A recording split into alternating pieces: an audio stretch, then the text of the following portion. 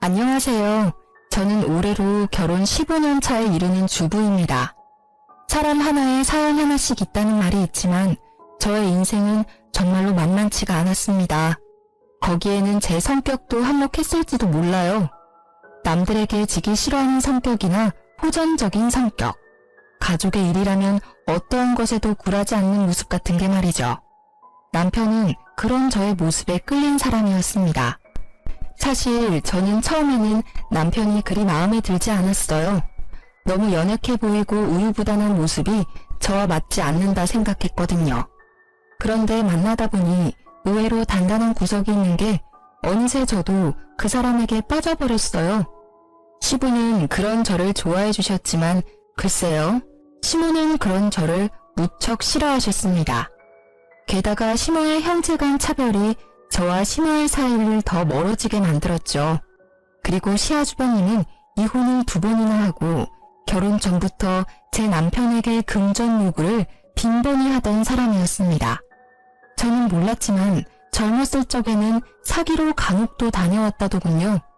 남편은 그런 문제아 시아주버님 대신에 장남 노릇을 해야 했습니다. 그러나 그 노릇을 하면서도 남편과 저는 대접 한 번 받아본 적이 없었습니다. 그날은 제사가 있는 날이었습니다. 저는 아침 일찍부터 일을 쉬고 제사상을 차리기 위해 시댁에 들러 일을 하고 있었습니다. 남편도 그런 저를 돕기 위해 일을 쉬었죠. 참 다정한 남편이었는데 시댁만 오면 위축되는 모습이 참 안쓰러웠어요. 이날에는 웬일인지 시아주버님도 오셨더라고요. 저녁 술상을 차려 방 안으로 들어가자 시모와 아주버님 그리고 남편이 심각하게 이야기를 나누고 있었어요.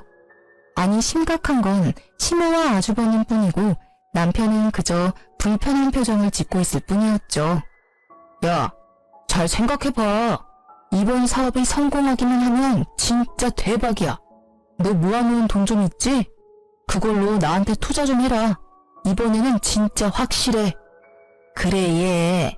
네 형님이 이렇게 원하는데 좀 해줘. 너는 돈도 잘 벌고 아버지 돌아가시면서 목돈도 많이 모아놨잖니. 저도 돈 없어요. 요새 경기가 안 좋아서 잘 벌지도 못해요. 그리고 얼마 전에 전셋집 들어가느라 돈 다 썼고 와이프 뱃속에 애도 있는데 돈을 함부로 쓰는 건 좀... 얘는 누가 보면 우리가 네 돈 뺏으려는 것처럼 보이겠다. 그냥 달라는 게 아니라 빌려주라는 거지. 넌 어떻게 이렇게 냉정하니? 형이 이렇게 간곡하게 말하는데도 어떻게 이렇게 딱 잘라? 어머니, 정말 저도 돈이 없어요. 그리고 어머니는 모르시나 본데 형이 저번에 제 돈 빌려갔어요. 그것도 아직 안 갚았잖아, 형. 이번에는 진짜로 안 돼. 아, 누가 안 갚는데? 갚아줄 거야. 이번 투자만 제대로 성공하면 2배, 아니 3배로 돌려준다니까. 그 전에 빌린 것까지 싹 다 갚아줄 수 있다니까. 형, 제발 그만 좀 해. 나 진짜 힘들어. 이게 도대체 몇 번째야? 또 시작인가 싶어 슬슬 남편을 도우려는 때에 시모의 뜬금없는 말이 튀어나왔습니다. 잠깐만, 이렇게 하는 건 어떠니?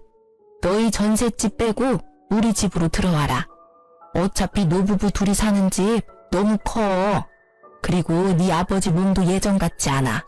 그러니 너희가 들어와서 살고 그 전세금 형님한테 빌려주렴. 그럼 되지 않니? 뭐하러 돈 들여가면서 전셋집에 살아. 여기서 살면 되지. 그건... 남편은 두 사람의 현란한 말솜씨에 놀아나고 있었습니다. 옴짝달싹 못하고 눈살을 찌푸리고 있는 남편 대신 제가 나섰습니다. 그건 절대 안 돼요, 어머님. 전세를 빼라뇨? 너는 빠지렴. 이 이야기에 네가 나설 곳은 없어. 아니요, 제가 나서야죠. 돈 빌려주는 사람 와이프인데 왜 제가 나서질 못해요? 게다가 그 전세금이 남편 돈만 있다고 생각하시는 건 아니죠? 제 돈도 남편 돈만큼 들어갔어요. 정말 못 배운 티가 이런 데서 나는 법이지. 어른들 말하는데 끼어들어서는... 네, 저 못 배웠어요. 그렇지만 싫다는 사람한테 억지로 돈 내놓으라고 하는 게 강도짓이라는 건 잘 알아요. 뭐? 강도짓? 너 지금 내가 강도짓을 했다는 말이니? 네, 그게 강도가 아니면 뭐예요? 칼만 안 들었다 뿐이지 지금 두 분 모양새가 강도던데요. 두 분이서 돈을 원하시면 어머니 앞으로 된 번듯한 이 집을 담보로 대출을 받으시면 되잖아요. 왜 우리 남편한테 전셋집을 빼라 말라 하시는 거예요? 싫다는 사람한테. 말을 해도 정말. 예, 강도라니. 나는 네 남편의 엄마야. 이런 소리는 충분히 할 수 있어. 그리고 네 아주버님도 마찬가지로 혈연이니 당연히 요구할 수 있지. 세상 천지에 누가 이렇게 당당하게 돈을 빌려요? 돈을 빌리고 싶으면 머리를 숙여야 하는 거 아닌가요? 둘이서 거머리 마냥 붙어서는 아주 사람 하나 피를 뽑으려고 작정을 한 것처럼 보이는데요. 거머리? 아이고, 이런 여자를 며느리라고 들리다니 무식한 데다 어른 보기를 쉽게 생각하지를 않나. 어머님, 이런 며느리가 제사상 차례상 다 차리시는 거 아시죠? 제 남편은 누구와도 다르게 다정하고 마음씨가 착해서 저는 이혼할 이유가 없거든요. 솔직한 말로 2번이나 이혼하고 제사상도 차리지 않는 장남보다야 둘째 아들이 더 낫지 않나요? 너 말 다 했니? 어떻게 아주버님 되는 사람한테 그런 막말을 할 수가 있어? 어머님, 그러면 앞으로 입이 늘어날 식구가 있는 사람한테 전세방 빼서 돈 빌려주라는 건 막말이 아니에요? 아니, 빌려줄 수 있어요. 이제까지 빌려간 돈 다 갚아주면요. 그런데 이제까지 빌려간 돈도 갚을 생각이 없잖아요. 그마저도 갚지 않는 사람한테 더 이상 누가 돈을 빌려줘요? 첫째가 일부러 그랬니? 사업하다 보면 실패할 때도 있고 마음대로 안 될 때도 있지. 아주 보자 하니까 시댁을 우습게 알고. 시모의 말에 저는 아주버님을 똑바로 보며 말했습니다. 그 정도쯤 되면 사업에 소질 없으신 거예요. 그러니까 그냥 빠져나오세요. 다른 사람 힘들게 하지 마시고요. 그리고 돈 빌려갈 생각하지 마시고 빌려간 거 갚을 생각이나 해주세요. 여보, 그만해. 뱃속에 아이도 있는데 흥분하지 말고. 흥분 안 하게 생겼어? 전세금을 빼서 아주버님 사업자금으로 주라는 게 있을 수 있는 일이야? 기가 차서 말이 안 나와. 몇 번을 당했는데 또 줄 것 같아? 남편은 제가 이럴 때마다 말리기 바빴습니다. 뭐 궁합이야 잘 맞긴 했어요. 제가 화내고 남편이 말린다. 이 룰대로만 하면 사고는 쳐도 일은 크게 벌어지지 않았으니까요. 그렇지만 저희끼리만 좋으면 뭐예요? 이놈의 집구석이 우리를 가만히 두질 않는데 말이죠. 예, 네 와이프는 싸움닭이야. 성격이 보통이 아니야. 너 붙잡혀 사는 건 아니니? 여자가 남편 하는 일에 간섭하면 망하는 거야. 시모는 남편에게 그리 말했지만 남편은 그 말도 그냥 넘겼습니다. 시모가 남편을 걱정해서 그런 말을 하는 게 아니라는 걸 잘 알기 때문이었습니다. 그날 남편은 제게 조심스레 말을 꺼냈습니다. 당신한테는 정말 미안한 말인데 우리 합가 생각해보면 어떨까?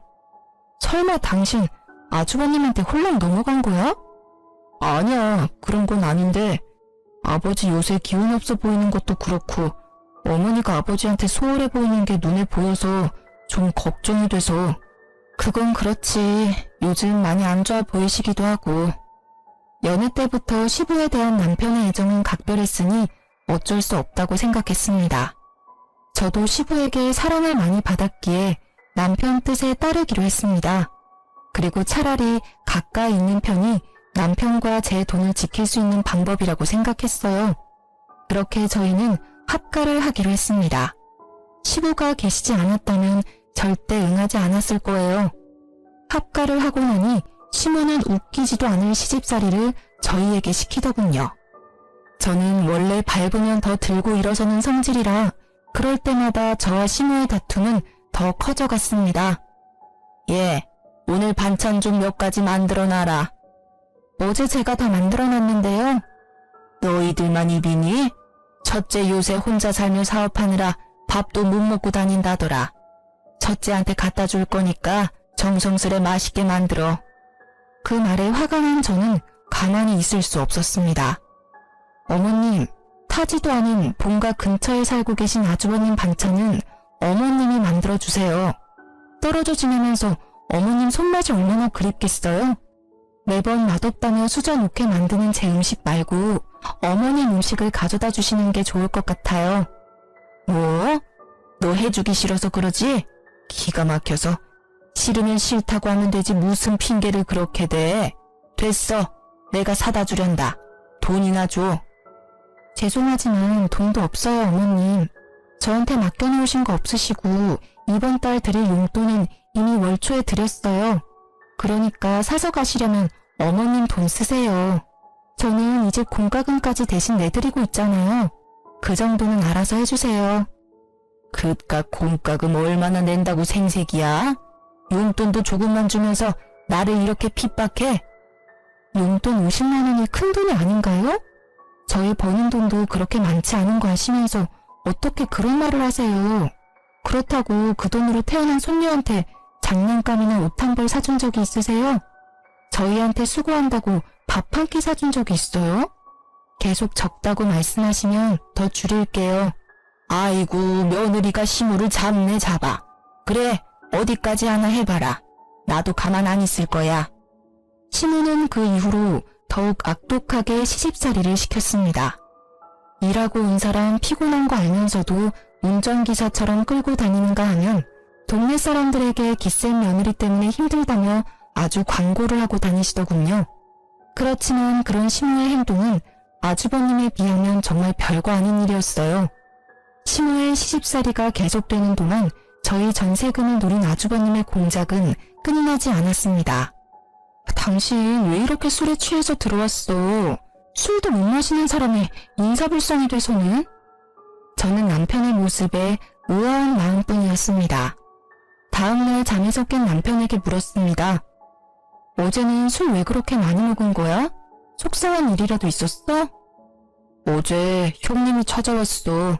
불러낼 때는 돈 갚겠다는 식으로 이야기해서 나갔는데 도착하니 술을 엄청 먹이더라고. 그 뒤에 계속 내 카드로 비밀번호 뭐냐고 물어보는데 버티다가 결국 술 취해서 골아떨어졌지. 뭐? 아주버님이 또 자기한테 돈 달라고 그랬단 말이야? 이번에는 아예 도둑놈처럼 카드에서 직접 빼내려고 했나 본데? 아, 가족 중에 강도가 하나 있으니 진짜 힘드네. 전세금을 당신 통장에 안 넣어놨으면 지금쯤 다 털렸을지도 몰라. 술에 취해서 내가 비밀번호를 말했는지 안 했는지도 기억이 안 나거든. 말했어도 내 계좌에는 딸랑 10만 원 들었을 텐데. 남편이 밤중에 연락 온 게 없나 폰을 확인하더니 곧 한숨을 푹 쉬더라고요. 그 10만 원도 살뜰히 가져갔네. 정말 징글징글하다. 나도 참 못났어. 술 기운에 비밀번호 가르쳐줬나 봐. 앞으로도 돈 관리는 자기가 좀 해줘. 자기한테는 절대 그러지 않잖아. 아, 진짜 너무 짜증나. 왜 매번 우리만 이렇게 손해봐야 해? 이 사람들은 가족이 아니라 도둑이야. 미안해. 당신 이렇게 마음고생 시켜서. 남편은 초췌한 모습으로 제게 사과했습니다. 남편이 사과할 일이 아닌데도 그 사람들이 잘못한 일인데도 항상 남편의 입에서는 미안하다는 말만 나왔어요. 남편이 그럴수록 시무와 아주버님에 대한 저의 원망은 더 커져갔어요. 그리고 우리를 힘들게 하는 일은 계속됐답니다.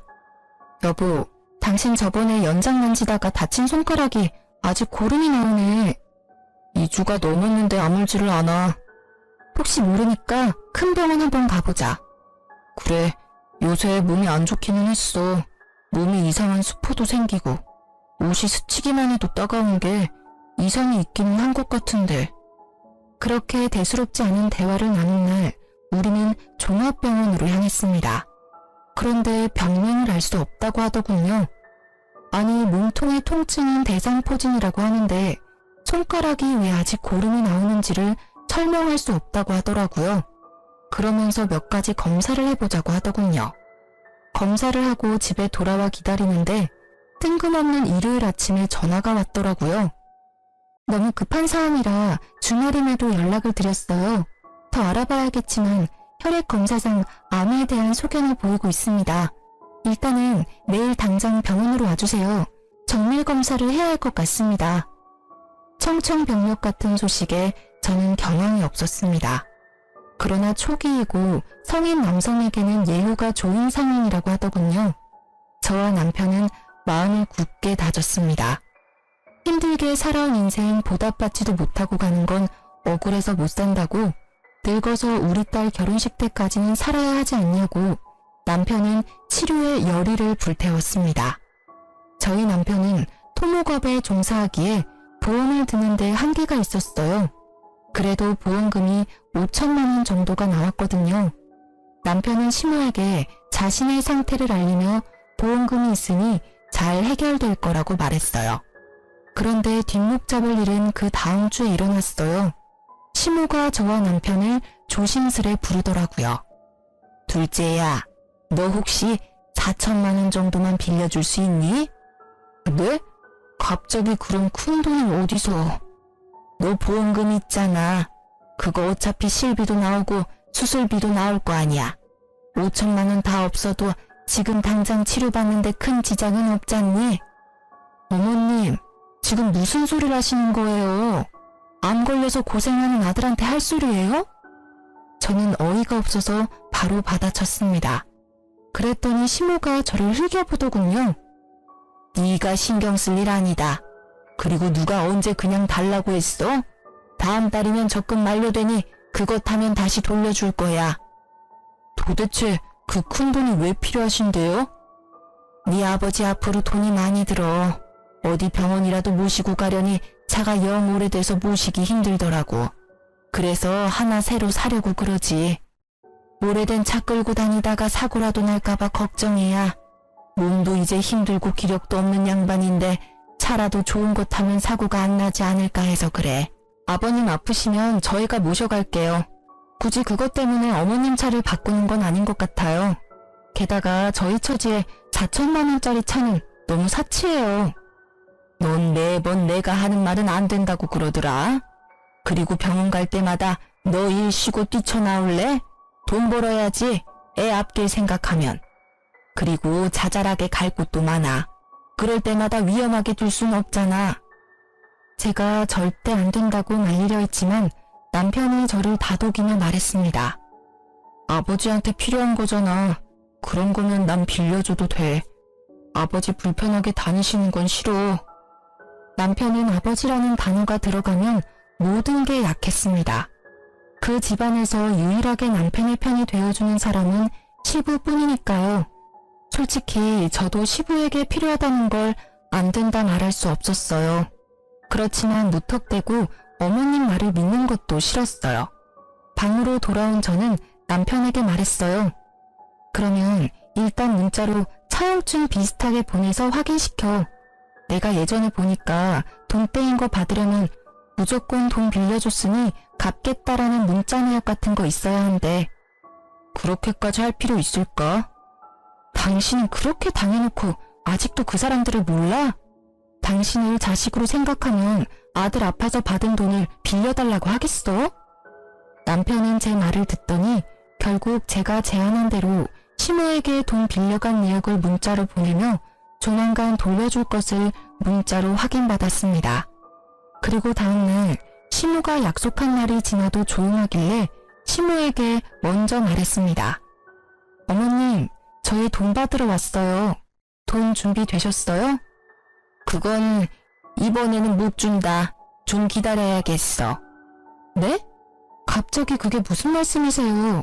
이번 달에 적금 탄다고 하지 않으셨어요? 그건 저번 달에 이미 받았어. 사실 나도 첫째한테 적금까지 빌려줬는데 애가 연락이 안 되는구나. 혹시 어머님 차 바꾸겠다고 가져간 저희 남편 보험금도 아주버님께 드린 건 아니죠? 그것도 싹 다 걔한테 줬어. 얼마나 나한테 해달라고 난리를 치는지 너희들이 알아서 줬으면 나한테까지 이런 불똥 튈 일 없었잖니. 무슨 말도 안 되는 말을 하시는 거예요? 어머님, 아세요? 그거 그냥 돈 아니에요. 우리 남편 목숨값이라고요. 피 같은 돈이라고요. 내 적금도 피 같은 돈이야. 너희 돈만 소중하니? 못 받고 있는 건 나도 마찬가지야. 너희들은 왜 나한테 와서 이 난리야? 첫째한테 가서 직접 받아와. 애먼 사람을 괴롭혀? 어머님, 잊으셨어요? 돈 빌려가신 분 어머님이세요. 저희 증거도 있어요. 그래, 내가 빌려갔다. 너희는 늙은 시무한테 돈 빌려준 게 그리 아까워? 이렇게 빚쟁이처럼 사람 들들 볶는 건 아니지 않니? 적반하장도 유분수라는 말이 딱 떠오르더라고요. 남편은 그런 시무의 말도 안 되는 행태에 그저 주저앉아 있을 뿐이었습니다. 저에게 그런 망을 꺼내는 시무의 모습에 저는 흥분하고야 말았습니다. 어머님, 저희 보험금 받은 거 아주버님한테 말하셨어요? 그래, 걔한테 이야기했어. 너희한테 목돈이 생겼다고 들었으니 첫째한테 도움이 될까 싶어 말한 거야. 도대체 어머님은 어째서 아주버님을 싸고 도시는 거예요? 남편도 어머니 자식이에요. 게다가 매번 시대고고 귀찮은 일 아무 말 없이 다 도맡아 하는 효자라고요. 그런 자식한테 이러시는 거 부끄럽지도 않아요? 내가 왜 부끄러워야 하니? 네 남편이 내 자식이라고? 절대 아니야. 둘째, 너는 내 자식이 아니다. 네 아버지 자식이지. 어디서 굴러먹었는지 모르면이랑 붙어먹어서 데려온 사생아. 나는 너 절대로 내 자식이라고 인정 안 해. 내 자식은 첫째뿐이야. 그때? 시무의 폭탄 발언에 남편은 놀라 벙벙한 표정이었고 저는 저대로 당황해 말이 안 나오더군요.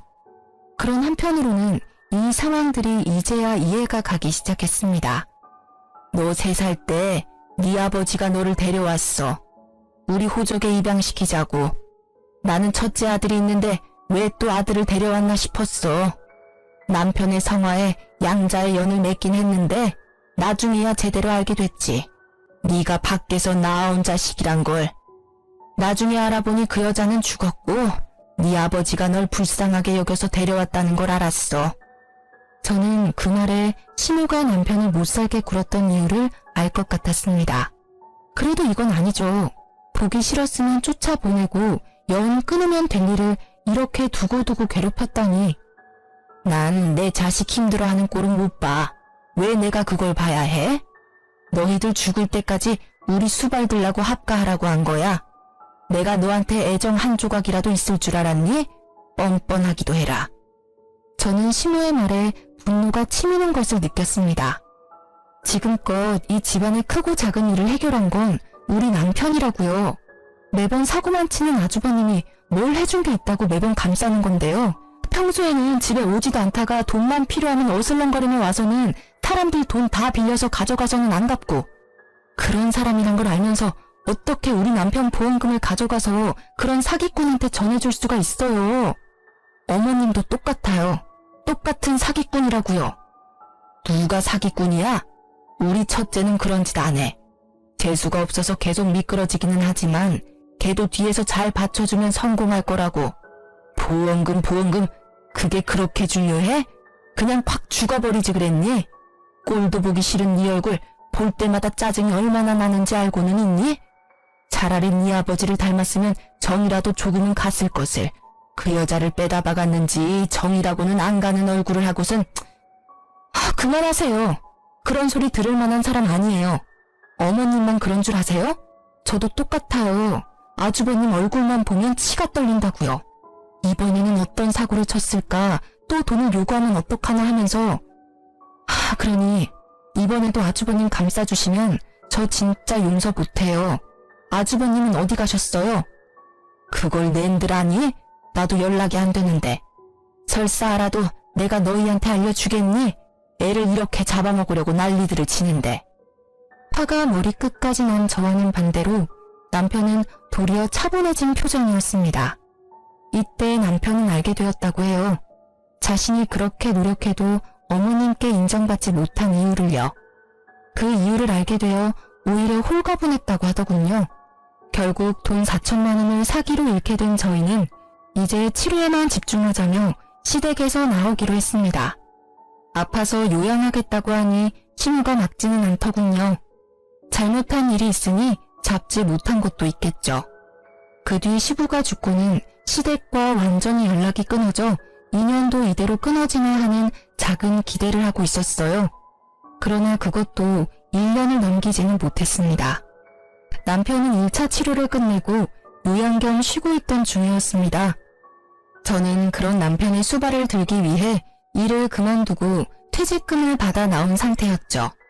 그날의 평화를 깬 것도 시모의 전화 때문이었습니다. 너 혹시 돈 100만 원 정도만 빌려줄 수 있니? 갑자기 전화하셔서 또 돈 이야기세요? 이번에는 뭐 때문에 필요하신데요? 말하는 꼰세하고는 친구 아들 결혼시킨다고 해서 축의금 하려고 그런다. 요새 너희들이 도통 들리지 않으니 돈이 없어서 말이다. 너희도 그렇지 한 번도 연락을 안 해?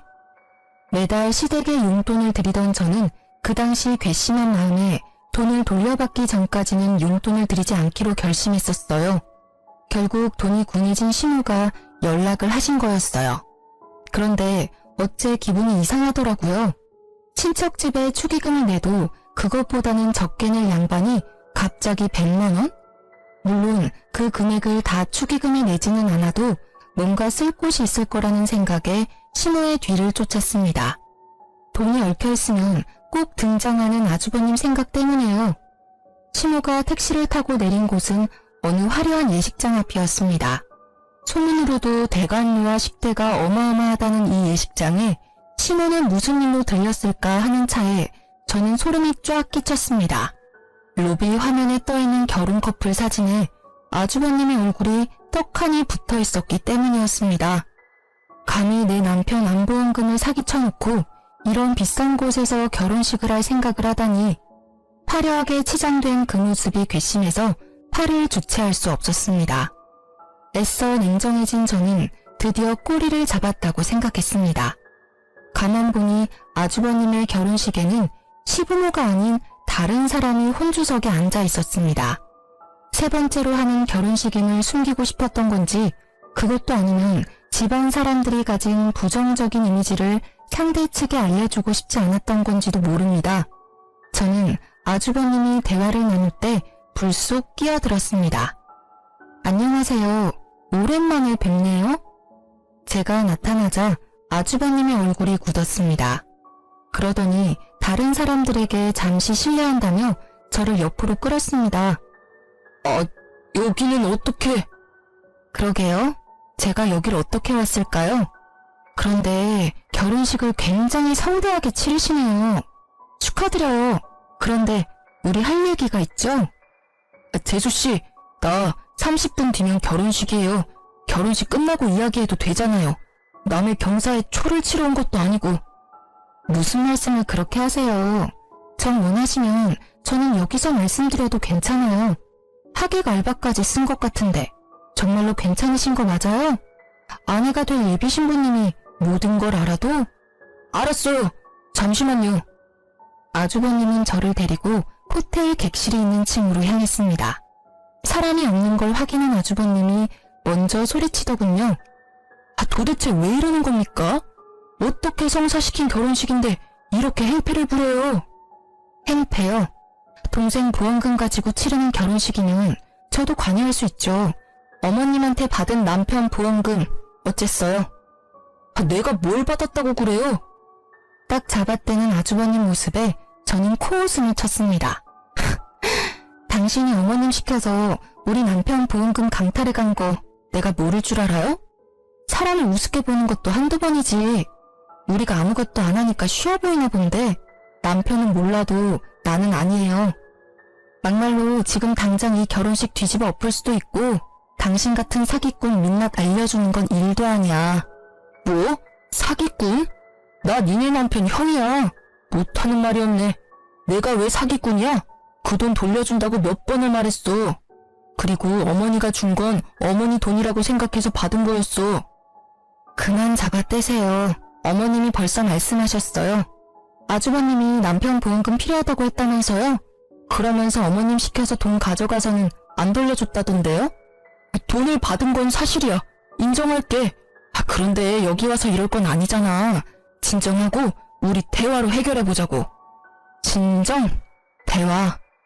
저기 아주버님, 저요. 세상 둥글게 살고 싶은 사람이에요. 누구는 화내고 싶어서네요. 예전부터 그랬잖아요. 매번 우리 남편한테 돈 빌리고 안 갚고 상습이잖아요. 제가 본 것만 수십 건이에요. 가져갔으면 갚을 생각을 해야지. 남의 돈으로 호사스럽게 살면서 사람 우습게 보는 것도 정도가 있죠. 그리고 대화로 해결될 일은 아니죠. 돈을 가져와야 될 거 아니에요. 제 목소리가 커지니 아주버님은 당황했습니다. 알았어. 그럼 이렇게 해. 오늘은 바쁘니까 내일 어떻게든 돈을 마련해서. 제가 아주버님 수법에 당한 게 몇 년인데요. 지금 당장 준비하세요. 결혼식 끝날 때까지 안 주시면 저도 성심껏 이 결혼식 정성스레 망쳐드릴 테니까요. 아니, 하루도 못 기다려? 하루고 한 달이고 지금 몇 년 전에 빌려준 것도 안 갚으셨잖아요. 그리고 기다릴 필요가 어디 있어요? 이번 결혼식 친척 빼고 친구들 하객은 진짜죠? 친구들 엄청 많으신데 축의금으로 갚으시면 되겠네요. 그걸 가져갈 생각을 하다니, 그건 내가 받은 내 결혼 축하금이라고요. 다른 사람들의 성의가 있는 돈을. 그 돈은 성의가 있는 돈이라 괜찮고 동생 보험금은 성의가 없는 돈이라 안 돌려주는 거예요. 그리고 우리 남편 돈은 목숨이 달려있는데 가져가셨잖아요. 피차 일반이에요. 계속 안 주신다고 하시면 저 내려가서 다 말해버릴게요. 제 목소리가 호텔 복도에 울리자 결국 아주버님이 백기를 들었습니다. 알겠어. 소리 낮춰. 축의금 줄게. 그러니 좀 조용히 해. 다들 들으면 어쩔 거야. 이 결혼 파토나면 축의금도 없어. 저는 시간에 쫓기는 아주버님을 보내고 저는 축의금 받는 자리가 잘 보이도록 가까이서 주시하고 있었습니다. 아주버님은 패백하러 가기 전 잠시 들러 축의금 받던 사람에게서 가방을 받아 저에게 가져왔습니다. 저는 가방을 받아 금액을 확인했습니다. 사업한답시고 이리저리 돌아다니던 사람이라 그런지 축의금도 많이 들어왔더군요. 저희한테 빌려간 돈에 한참 못 미치네요. 나머지 2천만 원은 어머님 편으로 보내주시면 제가 받아갈게요. 그리고 제 조건을 들어주면 앞서 빌려가신 돈은 탕감해 드릴게요. 이번에는 또 뭐야? 무슨 조건인데? 저와 남편에게 어떠한 금전 요구도 하지 마시고 어머님 통해서 돈 빌리는 것도 하지 마세요. 그리고 남처럼 지내요. 앞으로 아는 척 하지 마시고 이 조건 깨지면 빚쟁이처럼 남은 금액 받으러 따라다닐 거니까요. 생각보다 별거 아닌 조건이었다고 생각했는데 아주버님의 표정은 썩 좋지 않았습니다. 그 표정은 지갑을 강제로 뺏긴 억울함과 짜증이었어요. 그 얼굴을 보는 순간 저는 안도의 숨을 몰래 쉬었습니다. 2천만 원 잊지 마세요. 그거 안 주시면 어머님 앞으로 된 집으로 대출받아서 가져갈 거예요. 실질적으로 저희한테 돈 빌려간 사람은 어머니시거든요. 어머님한테 돌려받는 게 맞죠. 그럼 굳이 이 축의금을 가져가지 않아도 되잖아. 내가 어머니한테 드릴 테니. 그건 그거고 이건 이거죠. 어머님한테 드린 돈이 아주버님한테 간 걸 아니까 찾아왔고 현금이 있으니 제가 받아가는 거고요. 지금이 지나가면 또 돈 없다고 하실 거 분명하니까요. 아쉽다고 생각하지 마세요. 저희는 그 돈 충분히 받을 자격 있다고 생각하니까. 눈뜨고 축의금을 빼앗긴 그 기분을 곱씹고 있을 아주버님을 보며 저는 생긋 웃어주었습니다. 그럼 신혼생활 즐겁게 하세요. 저를 노려보는 아주버님을 뒤로하고 속으로 즐거움의 소리를 지르고 있었습니다. 처음으로 돈을 돌려받았어요. 그냥 돈이 아니었으니 더 소중했습니다. 저는 이 기세로 나머지 2천만 원도 돌려받기로 했습니다. 저는 돈을 은행 계좌에 넣고 남편을 불러 시댁으로 향했습니다. 시모는 저보다 일찍 돌아와 있더군요. 자식 결혼식에 얼굴 도장만 찍고 오는 처량한 신세라니. 그래도 안쓰러운 기분보다는 본인 손으로 그렇게 만들었다는 생각밖에 들지 않았어요. 너희 여기 웬일이니? 이 집에는 오지 않기로 한 거 아니었어? 말씀드릴 게 있어서 왔어요. 당신이 직접 말해요. 저는 남편을 바라보며 말했습니다. 남편은 준비해온 서류를 내보이며 시모에게 말했습니다. 어머니, 제가 생각해봤는데 저를 파양해주세요. 저는 더 이상 어머니의 아들이고 싶지 않습니다. 남편의 입에서 튀어나온 말에 시모의 얼굴이 악독하게 변했습니다. 뭐? 네가 뭔데 파양을 하라 마라 하는 거냐? 이제껏 입혀주고 재워주고 먹여줬더니 이렇게 은혜를 원수로 갚아? 그런 이유로 이제껏 제사며 차례며 잘 모시지 않았습니까? 합가에서 어머님 돌봐드린 것까지 하면 제 할 도리는 다 했다고 생각합니다. 그러니 파양해 주세요. 절대 안 된다. 파양이라니. 누굴 바보로 하니? 너희가 나 모시기 싫어서 그런 말 하는 거 안다. 그래서 반년 동안 연락 안 하고 살지 않았니? 그 정도 시간이면 반성했을 거라 생각했는데 그게 아니라 딴 생각을 해? 이제 그만하세요, 어머님. 저희도 더 이상 어머님 모시고 살 여력이 안 돼요. 이미도 병원 치료 중이라 일도 못하고 힘들다고요.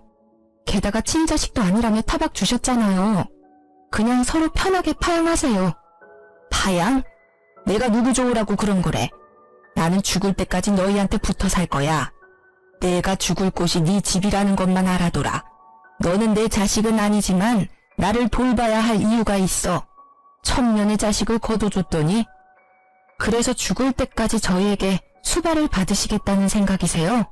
그래, 내 자식 고생시키기는 싫으니 너한테 붙어 있어야지 어떡하니? 그럼 안 되겠네요. 어머님이 싫으시다면 재판으로 할까요? 이제껏 어머님이 남편이 제 핏줄이 아니라고 괴롭힌 것, 과도하게 금전 요구하신 것, 그런 것들이 다 증거가 되거든요. 저희는 뭐든 파양만 하면 되니까요. 나는 절대 허락 못한다. 너희는 절대로 이 집에서 못 나가. 나한테 신세진 값은 받아야지. 막무가내로 안 된다는 시모에게 저는 그분의 가장 큰 약점을 들이밀었습니다. 제가 얼마 전에 아주버님을 배웠어요. 결혼식장에서요. 벌써 몇 번째 결혼인지는 모르겠지만 여자 쪽 집안이 엄청 좋아 보이던데 어머님이 여기에 합의하지 않으면 저는 이 길로 아주버님 장인어른 댁으로 찾아갈 수밖에 없어요. 주소를 알아놨거든요. 마지막 말은 거짓이었지만 시모의 얼굴은 새파랗게 변했습니다. 명절에 와보지도 않고 집에 도움도 안 되는 장손이 뭐가 그리 좋아서 싸고 도는지. 안 된다. 네 형을 건드리지 마. 이제 마음 잡고 잘 사는 애야. 왜 그 애를 건드리는 거야? 어머님께서 파양해 주시면 건드릴 필요도 없고 아예 만나지도 않을 거예요.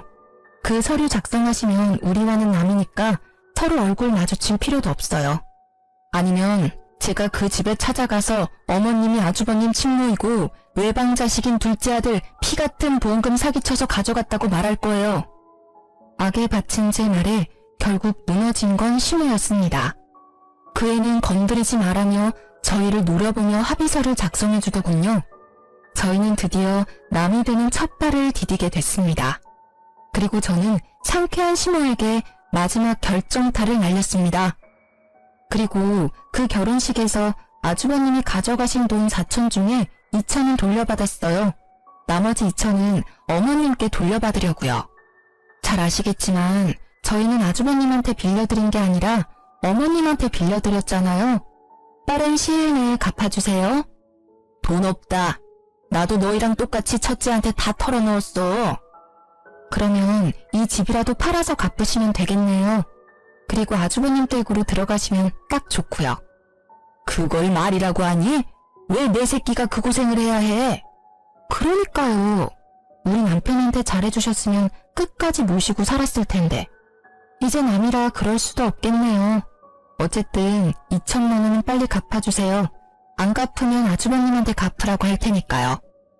결국 파양 합의서에 사인한 시모는 며칠 뒤 2천만 원을 보내왔습니다.